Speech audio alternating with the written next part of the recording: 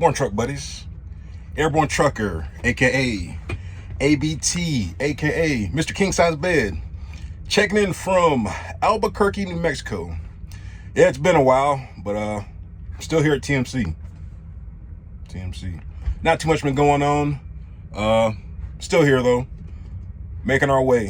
As you can see, my co-pilot, she's sleeping in. American Gypsum, I want to make a quick video.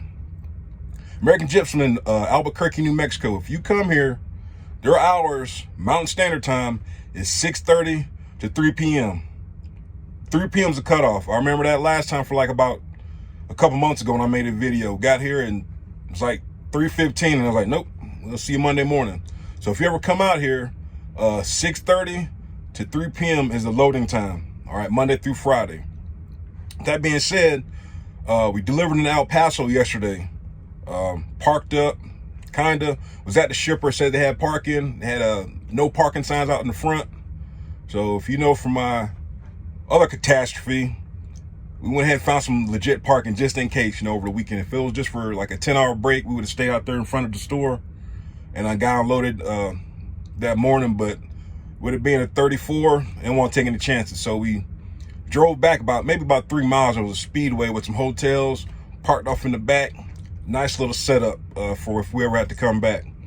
So when you get to certain places, there's only certain places you're going to pick up. So when we picked up Friday, we already knew that when we came to El Paso, there's only 2 places you can go. It's either going to be Albuquerque or Rotan. And once I looked at the miles, I was like, okay, it's going to be Albuquerque. It's 257 miles. Rotan was 357 miles, something like that, give or take. So got unloaded. Like I said, so we an hour behind Central Standard Time. So you're already chasing your clock, kinda, because by the time you deliver, most of the loads are already gone, and whatnot. Delivered. Like I said, I already knew where we were going, but after I got unloaded about 9 o'clock, which is 10 o'clock DSM, waited another 2 hours to get a dispatch. Like I said, I already knew where we were going, but I guess you just had to wait. So it was a five-hour bounce, 200 and some odd miles, whatever I said. So I already knew when I came here before, I knew that we weren't going to get loaded. So I already had in my mind, like, shoot, man, we're going to get there, get parked up, get us a bed for the night, get a room. Went out to Papa Do's, had something to eat, had some real food. But it was 2 loads coming out of here, out of Albuquerque. One was going to Lubbock, Texas, and the other one was going to Nebraska, Omaha. So we took the Omaha load. So we're pulling up. So I said, I wonder if this other load's gonna get picked up too. Yeah, the other turtle, he was already here. I don't know what time he had got in, but he delivered in El Paso also. But he's got the Lubbock load. He stays in Texas. So I guess he's gonna kind of stay in the area. So with that being said, all right, they start at 6:30. I was the second truck here last night. We was the only 2 trucks here. Of course, we left and went to the hotel, came back. There was already 4 trucks waiting to go in. Because, they start at 6:30, you go, check in, you get your paperwork, and you come get in line. Now, that being said, like I said, I've got the Omaha, Nebraska load. He's got the Lubbock, Texas load.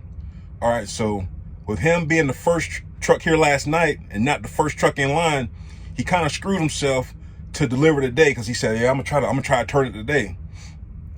Yeah, that's great, but things like this, you got to be the first one in line. If he was the first one in line like he was last night and checked in, he'd be getting loaded right now. But now he is number 6 truck. Because, I got in, it was 2 guys in front of me, then I checked in. So that's 3 trucks. I was number 3. 2 more trucks pulled in, that's 5. And then he finally got situated, got out the bunk or whatever, wiped the coal out of his eye, brushed his teeth. He's truck number 6. And here it is, 7 o'clock Mountain Standard Time. So he's going back to Lubbock, Texas. He's going to lose an hour. So with him not being in line first at 6:30, he's already lost an hour plus another hour when you lose your time. So that's 2 hours. So that may or may not affect getting unloaded today. All right. It's always about the time, it's all about time management. Hold on one second. Morning. clean or did... We spanked them. Oh, really? Yeah. Nice. That's a good thing. This is my first time getting loaded out here. Do I have to do anything? No. Okay. Just hang out in your truck. He'll come and check your truck. And then when he gives you the okay, you drop this deal right here. Yeah, and then go back and get tarp. To the tarping area. Okay. You strap down over there. All right.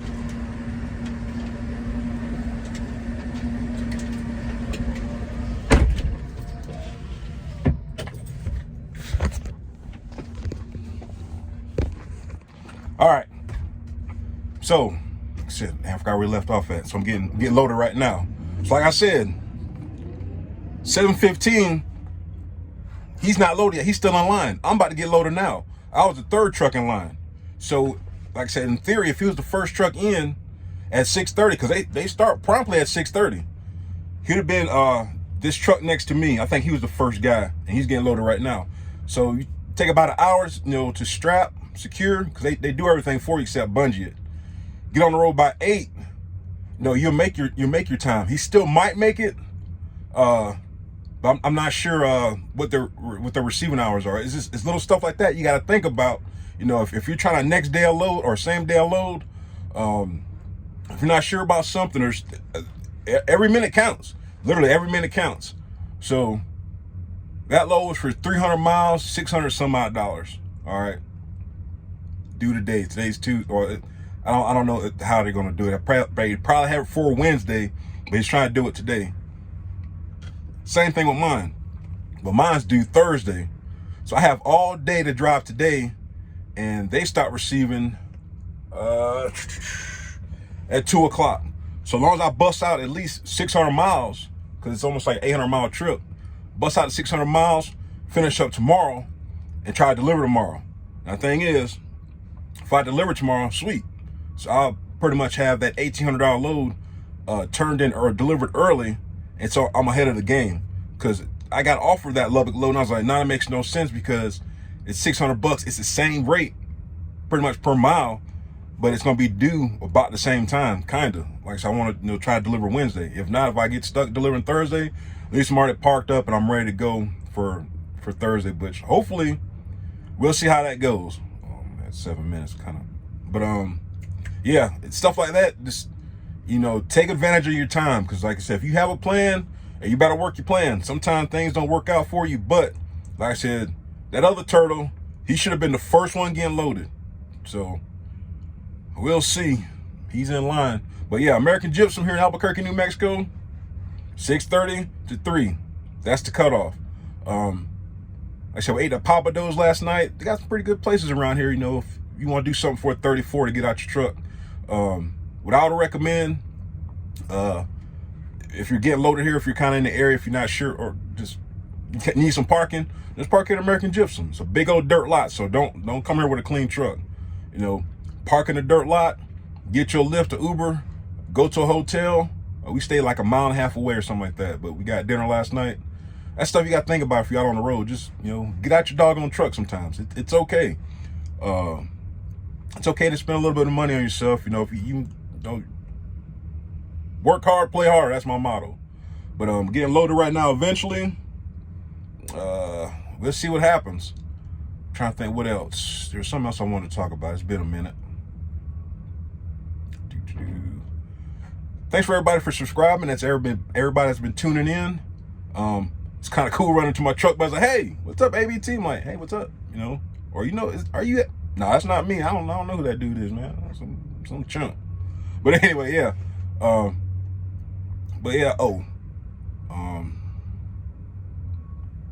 was it? Oh, researching the company. I think I always talk about this stuff. The opinion you should always follow is your own. It's good to get advice from other drivers, but I guarantee you get 10 drivers from any company, and you're gonna get 10 different responses.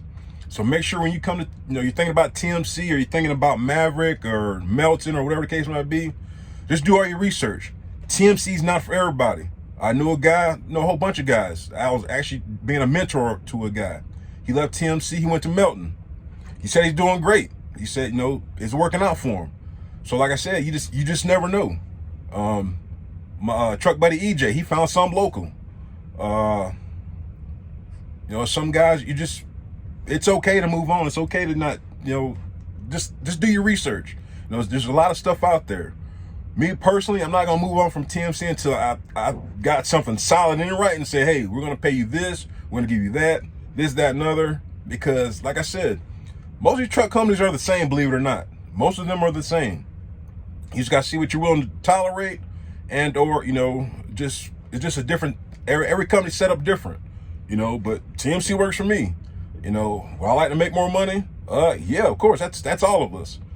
But you pay your dues. You keep your picture clean in your pocket, as one of the guys told me. Keep your license clean, and you go on to something else, bigger and better things. I was actually looking at probably doing hazmat. There's another company called Clean Harbors. They've got a terminal in Florida. I kind of thought about that. There's a guy that left TMC. He was here 3 years.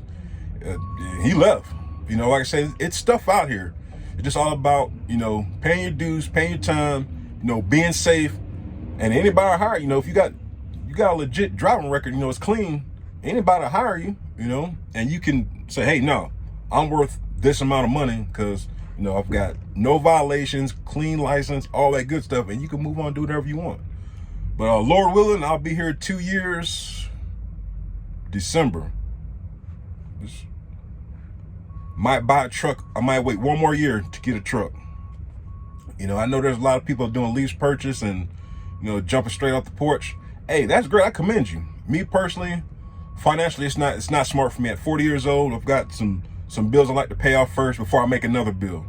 But once we got 2 things to pay off. Then I'll think about getting a truck. Then I'll start researching what kind of truck I'm gonna get, because I don't want a daggone truck with a shower. I want a big truck. But anyway, enough rambling. Thank you for tuning in. Yes, I'm still here at TMC. Go Cowboys. But stay safe, stay blessed. Thank you everybody for tuning in. And I'm gonna do a raffle again. I know I said that about 2 months ago, but it's boring out here sometimes. Nothing's really going on. But stay safe, stay blessed. Airborne Truckers signing off.